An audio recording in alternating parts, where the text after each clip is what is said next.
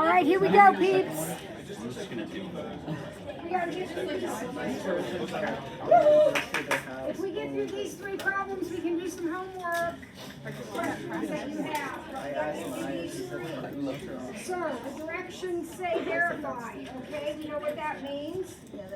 So, probably, would you agree, we'll mess around here a little bit? And hopefully it'll boil down to that, right? So here we go. Again, this is not ever going to be a distributor. This is going to be your formula. So it's the sign of a difference. So what does that formula say? Sine x cosine y minus cosine Minus. cosine x sine y. Yep, I love it. Well, there we were in unison. It was awesome. Okay, now all of the purple is just this, right? So now we have to do the same thing with this one, only that is a plus. So basically it's the same formula, but that's a plus. So it's sine x cosine y plus cosine x sine y. Cancel out. You have 2 cosine or 2 sine x I think that one and that one are the same, aren't they? There's just two signs. And are these two the same? Yes. So we can add them and end up with 2 of them? Hee, done. Easy. Easy, easy. All right, now we have one of our not favorite tangent problems. So here we go. Waste of time. What's the tangent of x plus y? And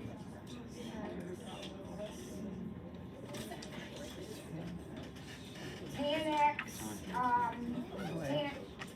x plus tan y over 1 minus tan x tan y. And this time it's times, that's a multiply, so it's tan x minus tan y over 1 plus tan x tan y. All right, is that okay with everybody so far? Just throwing in my formulas?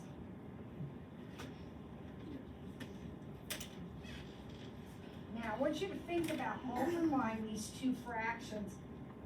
Won't we just take top times top and bottom times bottom? And look at the top.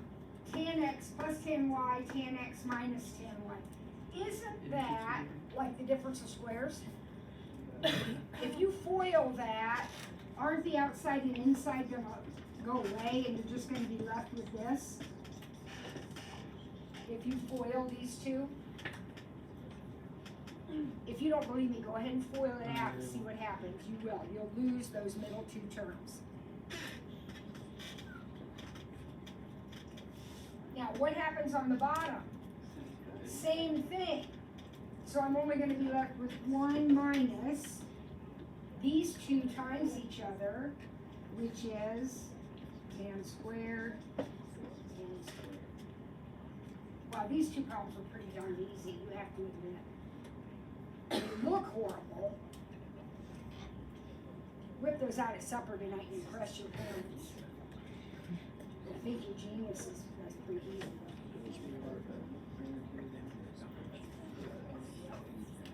All right, anybody have a question about either one of those? All right, one more, and then we can do some, whatever that homework was.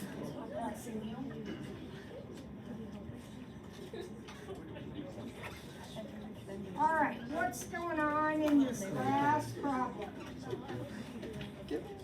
Given sine A is -4/5,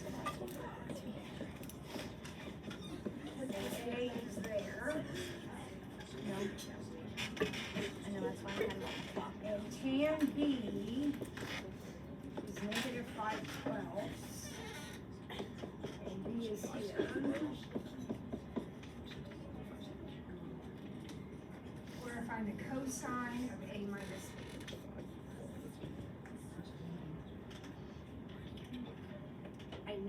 this is day one of your sum and difference formula experience.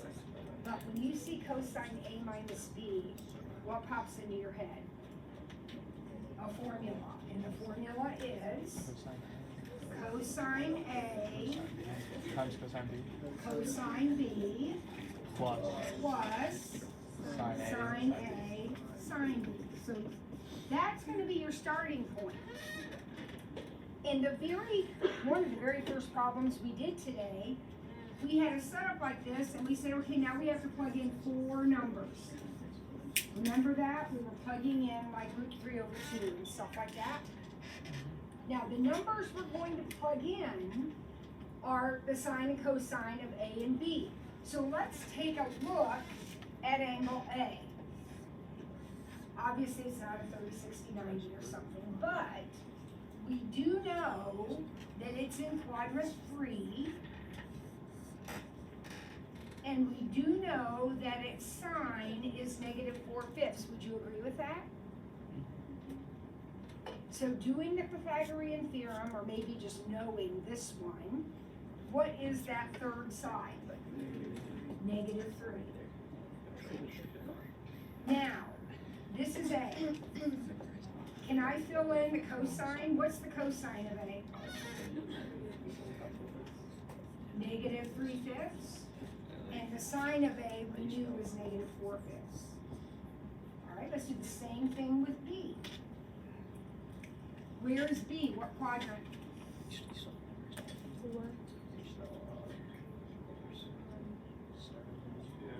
2. And the tangent is 5/12 negative. Be careful where you put that negative. Does it make sense to you that I put it on the 12th? Okay. What's the hypotenuse? 13. 13. Again, that's a Pythagorean triple. If it's not, we'll do the Pythagorean theorem, right? To find it. Okay, so here's my angle. What's the cosine of that? -12/13. What's the sine of that? 5/13. Perfect. So now when I multiply, remember these are multiplied, so that's going to be +36/65 plus -20/65. Now, I know you could reduce this, but don't, because we want a common denominator. So we can add them. And the answer to the problem is 16/65.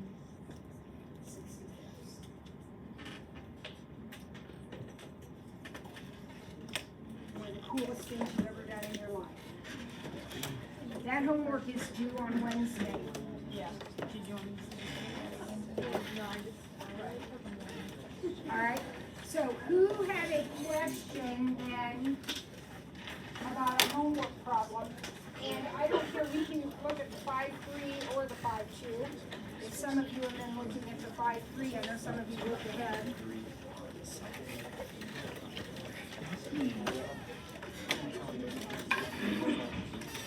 Maren? 3A on 5-2. 3A on 5-2. Alright, so we're looking first of all at 3A. Remembering that there are lots and lots of ways to approach the problem. So you might not do it exactly. Wait, can I ask if the way I started it is like, I did this side, because I multiplied plus multiplied. What did you do? I, got a common denominator, so. Absolutely, that's what you're gonna do. So let me catch up to you. Yeah, you got 2 fractions, and the denominators are so close, we're just gonna do that. So this one needs a 1 minus. And this one needs a 1 plus.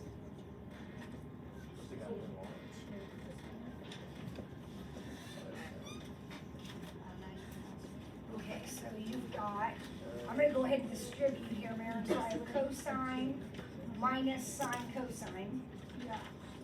and then plus cosine plus cosine sine. Okay, it was perfect so far. That's exactly what I had.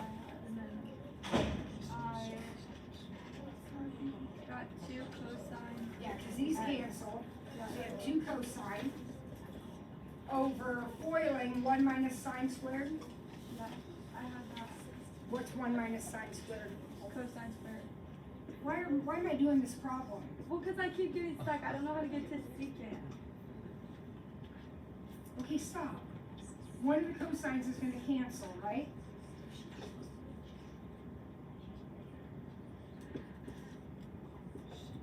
What's 1 over cosine? Anytime you have a secant, or excuse me, anytime you have a cosine in the denominator, you can automatically make that a secant because that's what 1 over cosine is. Okay. Does anybody else have a question? Like you went along and you got stuck somewhere. Josh? 5, 2, 1, 1A. Write an expression in terms of sines and cosines, write a simple fraction. So we have secant over cosine minus sine over cosecant. I did not get that. Okay, so it says write in terms of sines and cosines.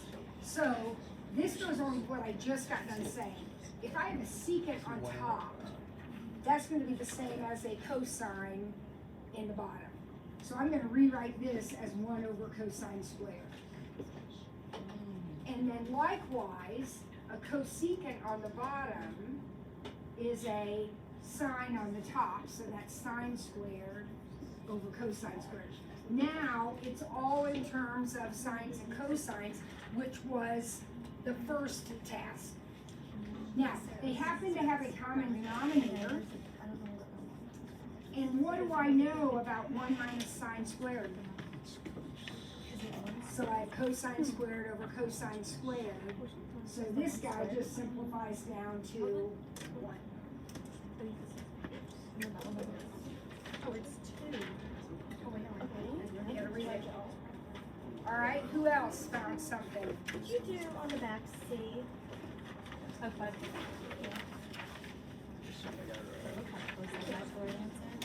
It still makes no All right, I guess I'm doing, what is it, 3C now? Yeah.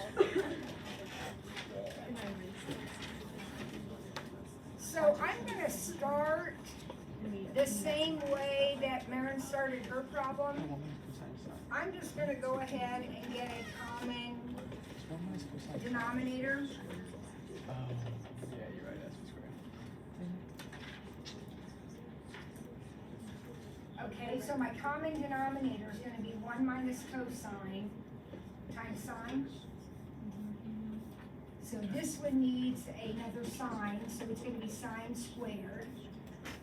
And this one needs a 1 minus cosine in order for it to have the common denominator. Well, I can't not FOIL that, I have to FOIL that out. So I have sine squared plus 1 minus cosine squared.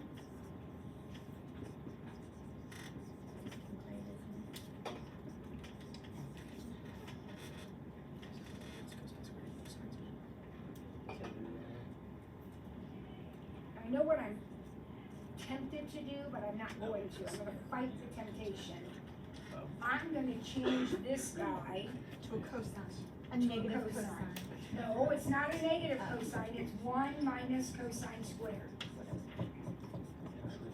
Okay, not whatever, that isn't gonna get you very far, okay?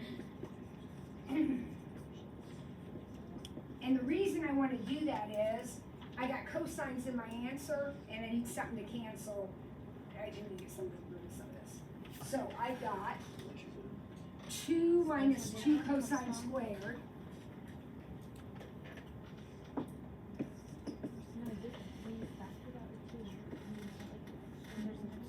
over 1 minus cosine sine.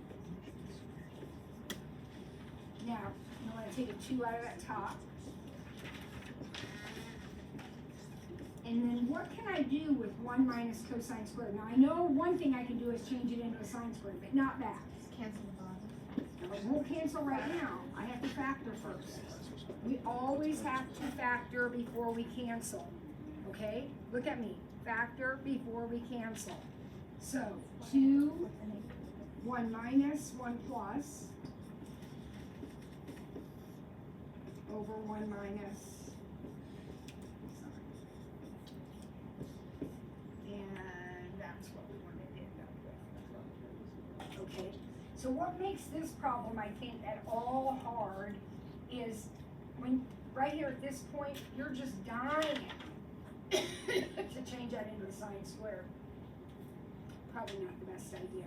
Doable, but probably not the best idea. Okay, Julia's had her hand up several times, Julia. 3.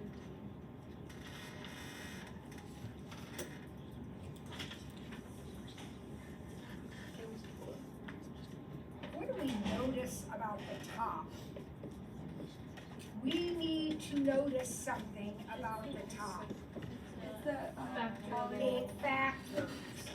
And what about the bottom, especially when we consider what we're trying to end up with?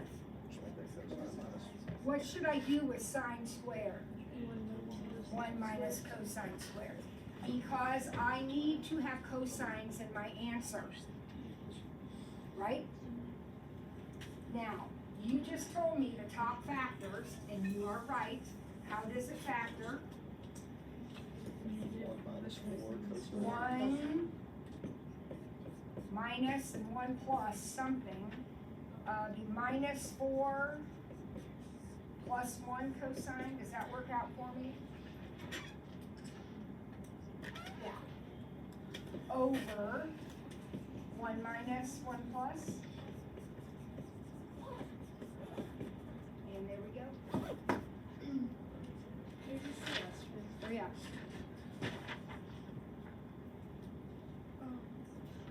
Did you ask about this one?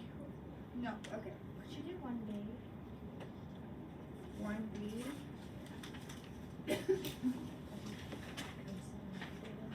It says change it all to sines and cosines, so I'll probably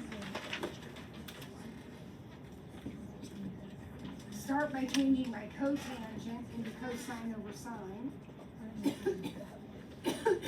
and my tangent into sine over cosine.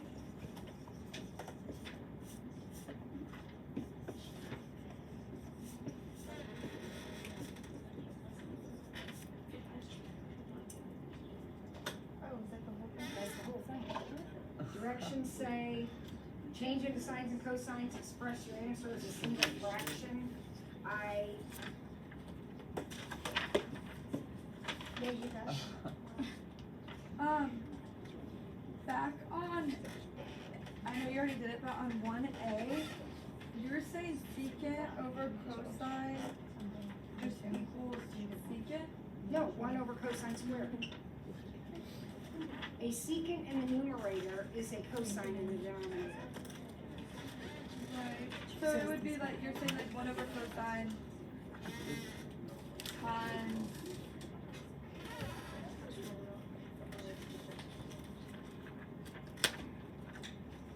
Anybody else have a question?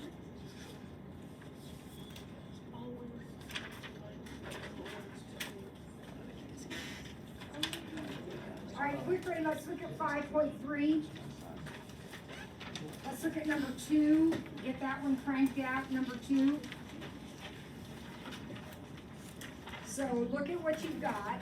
Look at 2A. This is 5.3, 2A.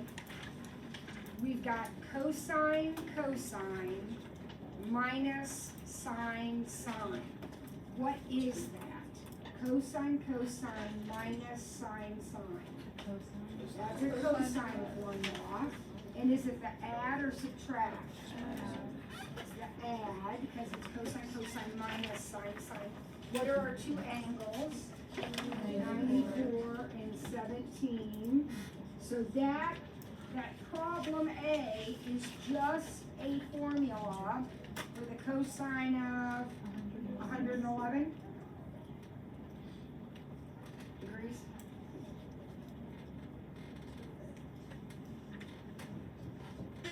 All right, what about B? Tangent minus tangent over 1 plus tangent tangent. That's a tangent formula. And is that one a plus or a minus? That's a minus. This for, sorry to interrupt, I just got sick, can I go home? Oh, yes. You need to go to the nurse. Yeah. Do you need someone to help you, Sydney? Oh, I'm okay. Thank you for not doing it in the classroom. Appreciate that so much.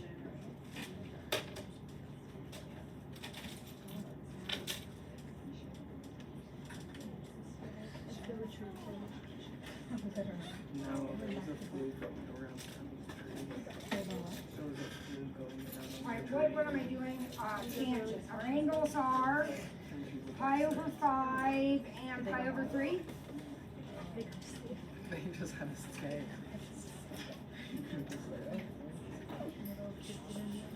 Is anyone paying attention? So get a common denominator. It's going to be negative 2 pi over 15. Which, if you want, that's fine. That's absolutely fine. But because tangent is odd, you could write that as negative tangent 2 pi over 15. Because remember, if you're an odd function, when you input a negative, you output one. So either one of those is fine. They're the same thing. All right, let's see what else we can crank out real quick. Little caution, 3D is going to be problematic. 3D is going to cause you an issue because why? You have a pi over 2, and that's a 90. And what do we know about the tangent of 90? It's undefined. So that problem you will not use a tangent formula for. For problem D, you will have to write it as sine over cosine and do both formulas, right? Just like we did in our notes. So when we do that, like when you take, like when you find the tangent or something that's undefined, so you have to use a different formula? You can't do a tangent of something undefined. Yeah, so you use the sine formula divided by the cosine formula?